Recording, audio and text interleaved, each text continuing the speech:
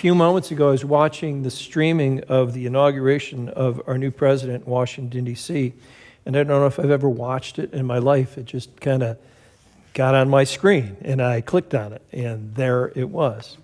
And the senator from Minnesota was giving some prefatory remarks, Senator Klobuchar, and what caught my attention is next year we mark 250 years of our democracy.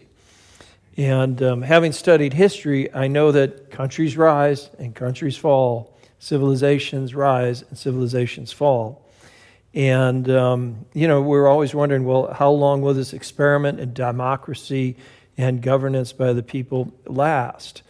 I have to say I am more optimistic than I have been in a long time, simply by hearing the words of Cardinal Dolan and then Franklin Graham, the son of Billy Graham, give the invocation and the blessing for this event, because Jesus Christ was right at the center of everything they were saying. That's a blessing on our country.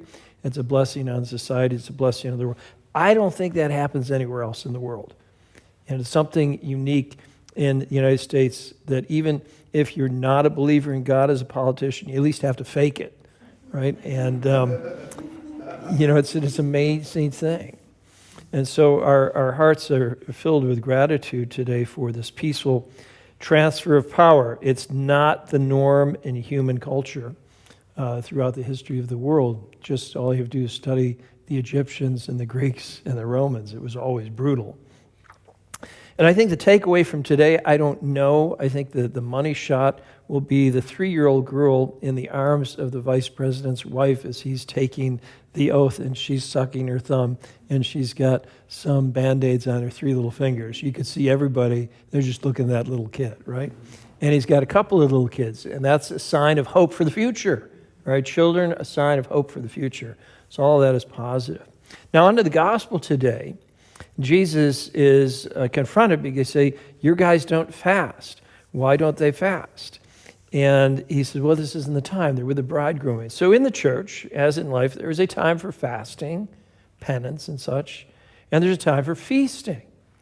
And fasting days are days of penance, and we mark those in the church during the season of Lent, those 40 days of fasting, plus every Friday throughout the year. Every Friday throughout the year we should do deliberately some act of penance in remembrance of our Lord's sacrifice on the cross. It used to be you just wouldn't eat meat on Fridays. You can substitute that for something else, but we should remember something on Fridays. And then there's a season for feasting. All Sundays are feast days, and solemnities are feast days. And there's seasons of feast days, the 12 days of Christmas and the octave of Easter and all of that. And sometimes people may not understand, well, how can you do both? How can you have a heart for fasting one day and feasting the next day? Isn't that kind of, spiritually bipolar? I don't know if it is.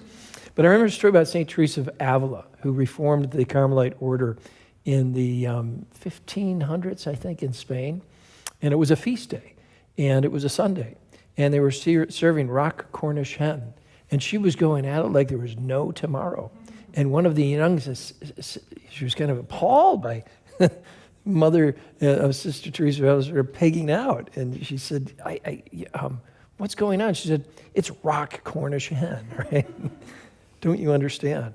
There's a new book about Mother Teresa of Calcutta by Jim Toohey, who used to be the president of Ave University. And it's kind of an inside look. And it turns out that Mother Teresa had a sweet tooth. Right now, we think of her as being very penitential, very prayerful, but she loved chocolate, and Jim Toohey tells about that. You've got the human side of people, and you've got the supernatural side.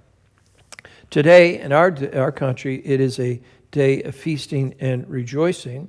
First, because we honor the memory and the example of Martin Luther King, who spent his life to declare that all people are created equal, and we need to cherish that. Second, because we have a new president and it's a peaceful transfer of power. We should be grateful to God for that. Third, because I think Notre Dame's going to win tonight. And fourth is one of the guys I live with, it's his birthday. So there are many reasons to rejoice.